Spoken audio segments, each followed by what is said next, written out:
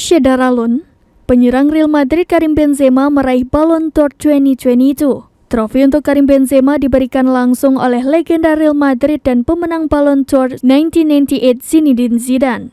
Malam penganugerahan Ballon d'Or 2022 dilangsungkan di Théâtre du Châtelet, Paris, Prancis pada Selasa 18 Oktober 2022 dini hari. Keberhasilan Karim Benzema menerima Ballon d'Or 2022 tak lepas dari pencapaiannya bersama Real Madrid dan timnas Prancis musim lalu.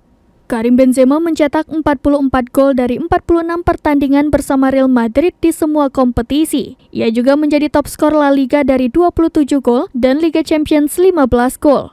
Pemain berusia 34 tahun tersebut mengantarkan Real Madrid menjuarai La Liga atau kompetisi kasta tertinggi Liga Spanyol dan Liga Champions. Di level timnas, Karim Benzema membantu Prancis menjadi kampion UEFA Nation League. Karim Benzema menjadi pemain Prancis kelima yang sukses memenangi trofi Ballon d'Or setelah Raymond Kopa 1958, Michel Platini pada 1983, 1984, dan 1985, Jean-Pierre Papin pada 1991, dan Zinedine Zidane pada 1998.